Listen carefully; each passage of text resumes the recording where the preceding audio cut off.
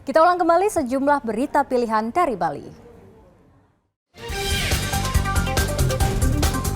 Presiden Joko Widodo meresmikan gedung VVIP Bandara I Gusti Ngurah Rai yang akan digunakan untuk menyambut Kepala Negara KTT G20.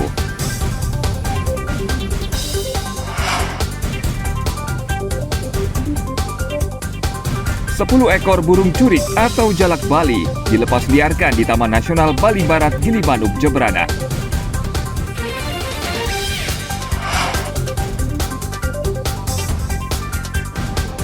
Menikmati keindahan pantai Suluban yang berlokasi di Desa Pecatu, Kabupaten Badung.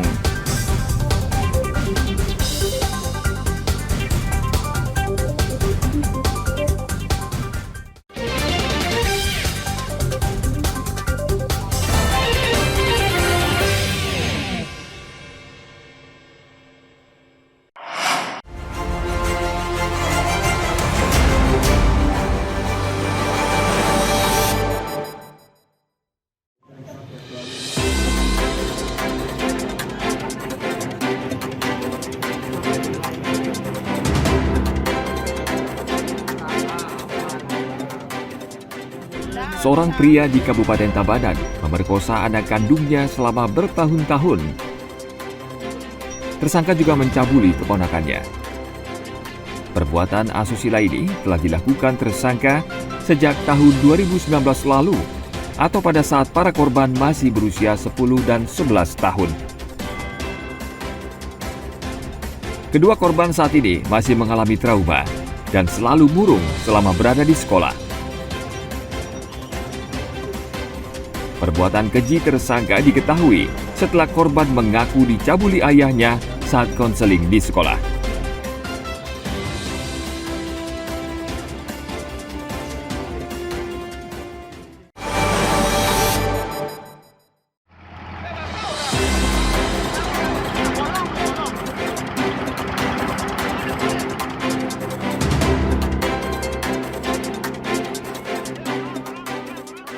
Warga Desa Pengambengan, Kecamatan Negara, Kabupaten Jemberana, digegerkan dengan penemuan sesosok jenazah perempuan di tengah laut pada akhir pekan lalu. Jenazah tersebut ditemukan dalam posisi tertelungkup dengan kondisi sudah rusak dan susah untuk dikenali. Jenazah kemudian diambil nelayan yang sedang melaut dan kemudian dilaporkan ke petugas Satpol Air Polres Jemberana. Jenazah kemudian ditarik ke daratan oleh petugas Pol Air Jemberana dibantu oleh nelayan. Sesampainya di darat, petugas langsung membawa mayat ke kamar jenazah Rumah Sakit Umum Negara untuk diperiksa tim Inafis Polres Jemberana.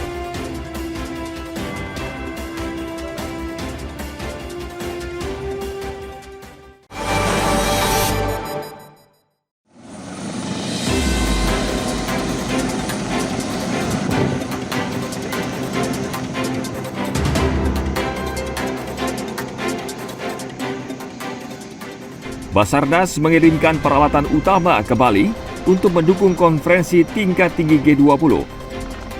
Dua helikopter Basarnas dari Bandara Juanda, Surabaya telah mendarat di Bandara Ngurah Rai.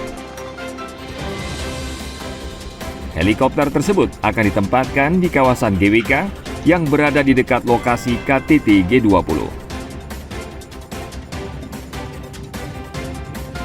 Selain helikopter, Basarnas juga menempatkan dua kapal miliknya, yakni kapal SAR Arjuna 229 dan kapal SAR Wisnu.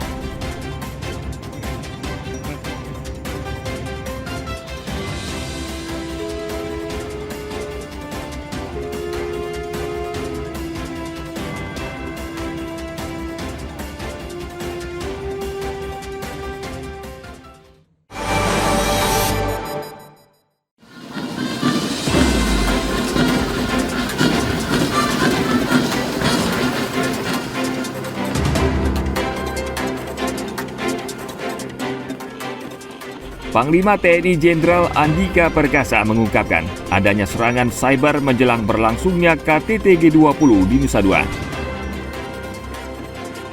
Meskipun tidak merinci bentuk serangan tersebut, namun hal itu membuat TNI semakin siap merespons setiap ancaman. Pernyataan tersebut disampaikan Panglima TNI usai memimpin apel pengamanan KTT G20 di lapangan Niti Mandala Renon Denpasar pada hari Senin lalu.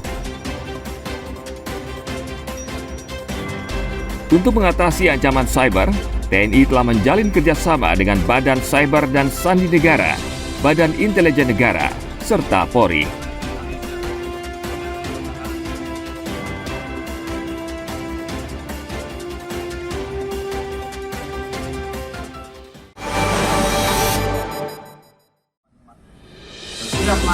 Melakukan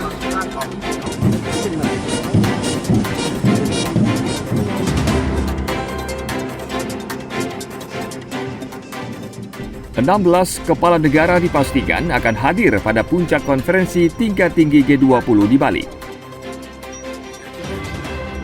Kepastian tersebut disampaikan oleh Menteri Koordinator Bidang Kemaritiman dan Investasi, Luhut Binsar Panjaitan, usai menghadiri gelar pasukan pengamanan KTT G20 di lapangan Renon Denpasar pada hari Senin lalu. Luhut juga memastikan seluruh upaya pengamanan KTT G20 telah dinyatakan siap. Jumlah personel gabungan yang diterjunkan dalam pengamanan KTT G20 mencapai 18.000 orang.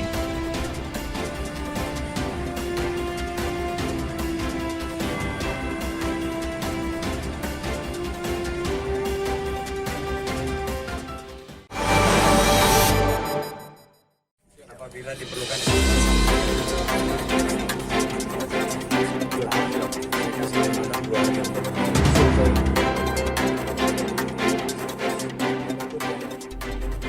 helikopter dan 4 pesawat tempur disiagakan dalam pengamanan puncak KTT G20 di Nusa Dua. 4 pesawat tempur yang tiba di Bali terdiri dari 2 F-16, 1 Sukhoi 30, dan 1 Sukhoi 27. Mabes TNI juga mengerahkan 13 helikopter, yakni 6 helikopter Angkatan Udara, 5 helikopter Angkatan Laut, dan 2 helikopter Angkatan Darat.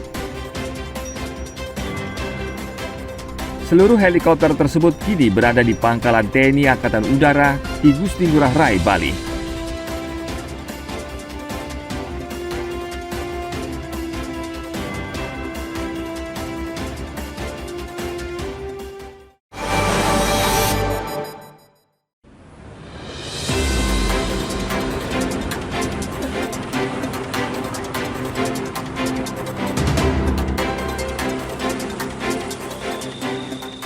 Tempat pembuangan akhir atau TPA Suwung akan ditutup selama 2 hari saat berlangsungnya KTT G20 pada 15 dan 16 November mendatang. Penutupan ini dilakukan karena TPA Suwung berlokasi di kawasan yang akan dilalui para delegasi KTT G20. Selama penutupan TPA, masyarakat dapat memaksimalkan penggunaan tempat pembuat sampah 3R yang ada di masing-masing desa atau kelurahan. Masyarakat juga dapat memanfaatkan 10 tempat pembuangan sementara yang ada di wilayah Kota Denpasar.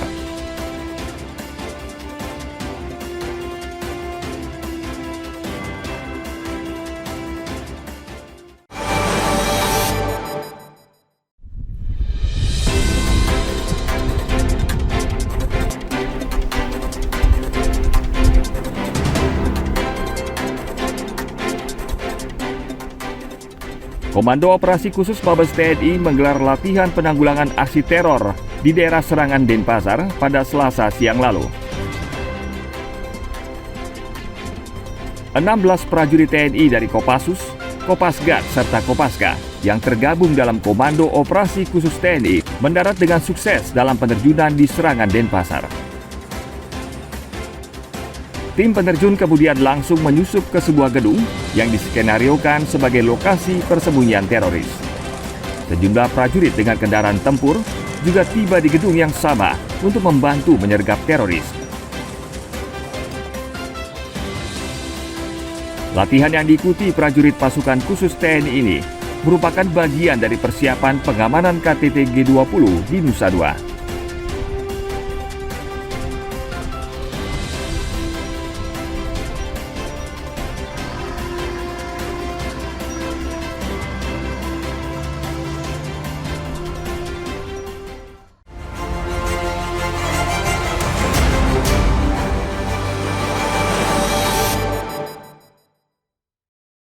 Baik, informasi tadi mengakhiri jumpa kita pagi ini. Atas nama rekan yang bertugas, saya Dara Paramita mengucapkan terima kasih atas kebersamaan Anda.